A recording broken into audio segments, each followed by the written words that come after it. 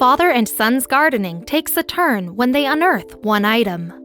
A man and his son planned for an afternoon of labor, hoping to install a fence in the backyard of their Bristol, England home.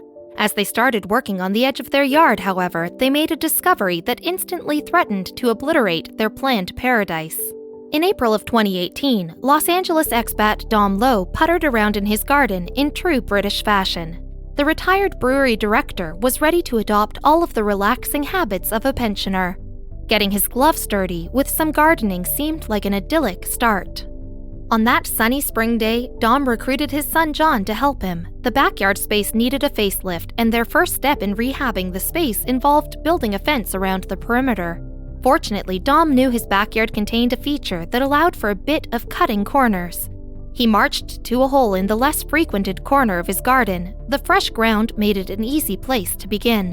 When Dom drove his shovel into the soil, the blade dropped further than anticipated. Good news, he thought. It saved the pair labor digging out the fence. But this was only the first of the surprises from what he believed to be a cesspit. Soon, he realized that hidden beneath the soft soil was a chamber. As they dug into it, they could hear the shovels clanking against objects they wavered were not big rocks. Dom knew his simple landscaping project was about to get a bit more interesting. So Dom lowered himself into the hole and pulled out a rust-covered but unmistakable glass bottle. Hey, it wasn't glamorous, but it was still cool to find treasure buried in the earth. But there was more.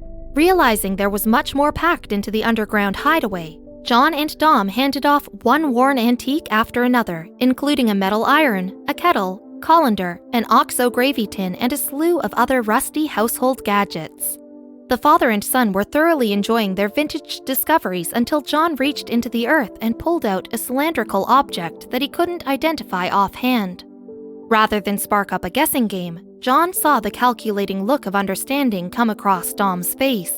To Dom, it resembled the fin-shaped tail end of a piece of a bomb. Luckily, he could tell it was just a discarded piece, not anything dangerous. However, when John's arm pulled out the next object from the pit, Dom's grin shifted into terror. "That looks like a bomb to me. Hand it over straight away," Dom instructed a bewildered John. The likelihood that an active explosive found its way into a hole in their back garden was not completely unheard of.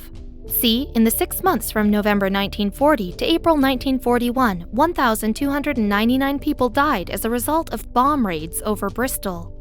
Those that lived dealt with the terror of watching their homes, churches, and loved ones collapse underneath the deadly shower of explosives.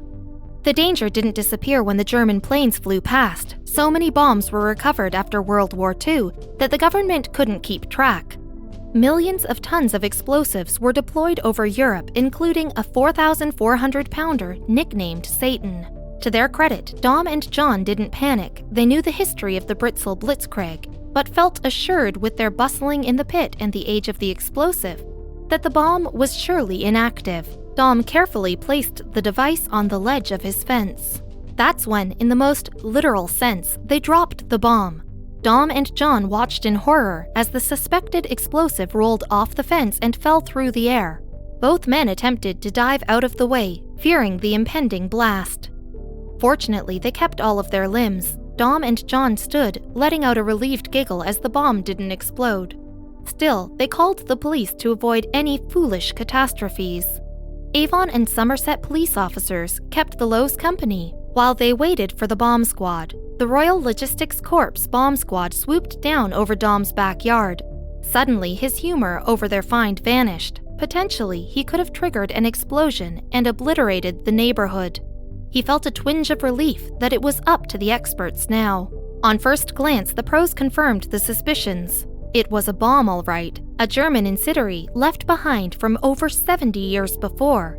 At least Dom felt validated he'd not summoned the cavalry over a lawn ornament. Dom watched the agents enact their protocol to determine if the explosive was live.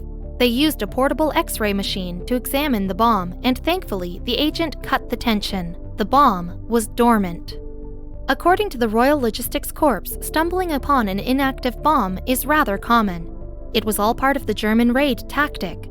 Along with the live explosives, they'd drop a percentage of inactives. That way, the cleanup efforts could be potentially as fatal as the raids themselves. With no risk of explosion, the bomb squad packed up, but they left the Lows with a memorable parting gift: the dusty old bomb. Dom and John relished their discovery on its own, but keeping their historic treasure was better than any old fence. Dom and his son felt eager to unearth more hidden artifacts in their garden, though sometimes you're better off looking within the comfort of your own home.